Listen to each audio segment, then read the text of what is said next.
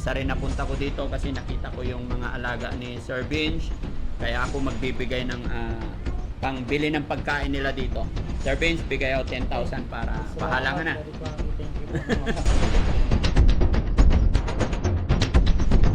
Nakakatuwa mga kababayan dahil sa pamamagitan ni Sir Vince ay maraming natutulungan, no? Kaya bless sana ni Lord ang team ni Sir Vince na humaba pa ang buhay, magkaroon ng kalakasan para tuloy-tuloy makapag-abot ng tulong.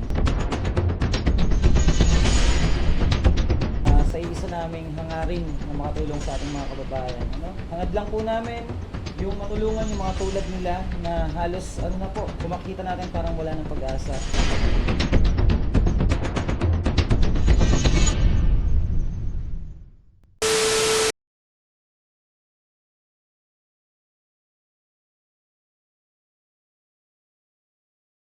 Kasi dito, uwi na sila Daddy Frankie.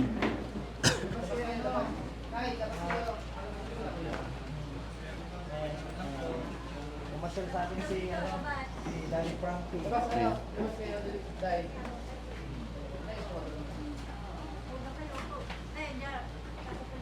walang puwan, minsan lang tatayo di ba?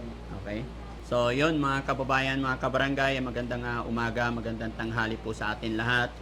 At sa lahat ng mga followers ng Team Daddy Frankie, sa lahat ng mga subscribers natin, maraming salamat at shoutout po. Ganon din po sa nagmamahal kay Vince TV, sa lahat ng supporter subscribers niya. Kumusta po kayong lahat? At ito mga kababayan, mga kabarangay, namasyal ang Team Daddy Frankie dito dahil gusto rin nating ma-meet yung isang sikat, mabait na charity vlogger. Very proud po ako mga kababayan na pinaunlakan naman niya at nagkaroon tayo ng konting merienda, kwentuhan. Kaya masaya ang Team Daddy Frankie. Ito po yung lagi kong sinasabi sa ating mga kababayan na para sa kabutihan, para sa ikagaganda or para sa pagtulong sa ating mga kapatid, mga kababayan na nasa lansangan na naliligaw ng landas is para magkaisa, magtulong.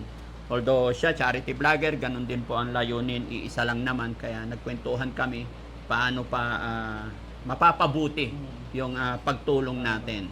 Kaya sana ito yung simula na magkaisa tayo. Kaya sa lahat po ng tagapanood ni Vince TV, kumusta po kayo and mabuhay po kayong lahat. Lahat din po ng mga followers ni Daddy Frankie.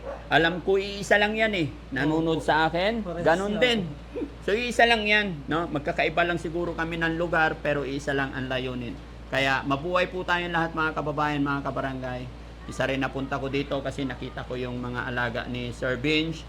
Kaya ako magbibigay ng pangbili ng pagkain nila dito. Sir Vince, bigay ako 10,000 para bahala ka na.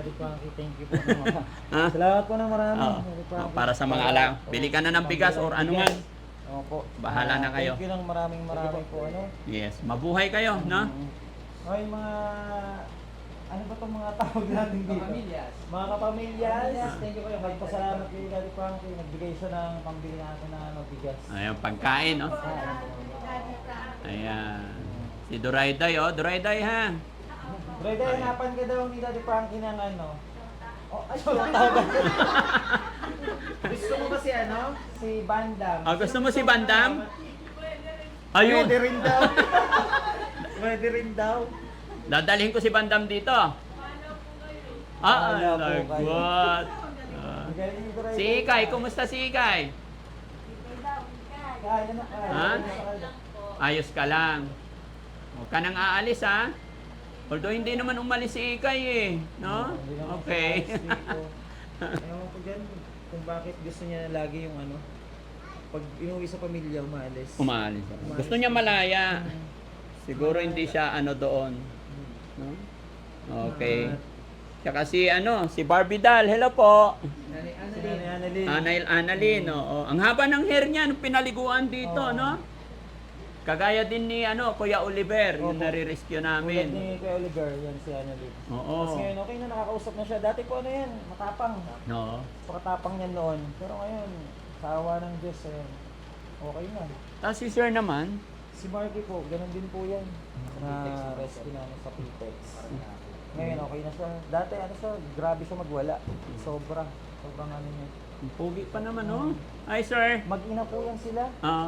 Ito si mother niya. Ito po ito. Oo. Parehas sila Ay, si nagkaroon mother. ng problema Yan sa ang mother. puso. Bale, siya naman na-rescue namin sa Nueva Ecija. Nueva Vizcaya ba yun? Vizcaya. Ganun din. May problema din. Pero Sala. ngayon, okay na.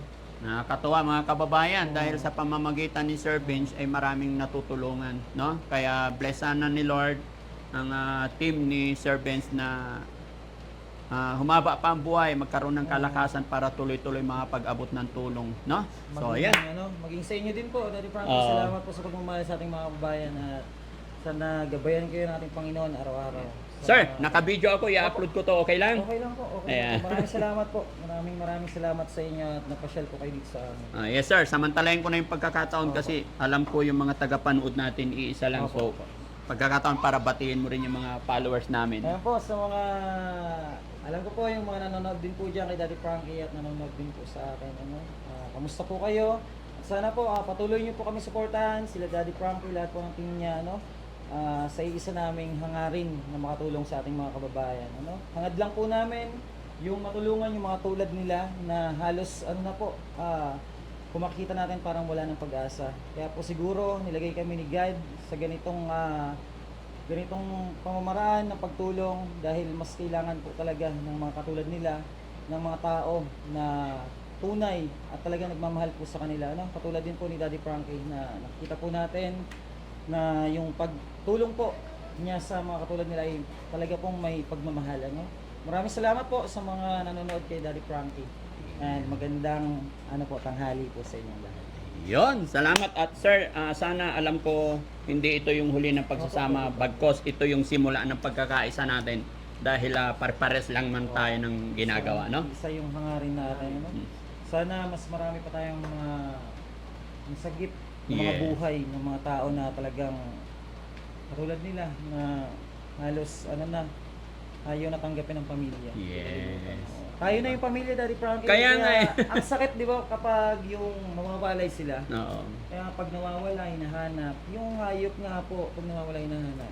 Tama Tayo yung, pa kaya? tama yung sinabi mo kasi alam mo may mga beneficiary ako noon na pag gumaling na is kinukuha na rin ng pamilya pag aalis na parang nagkakaroon ng iyakan ganon. Masakit dito, parang may natusok.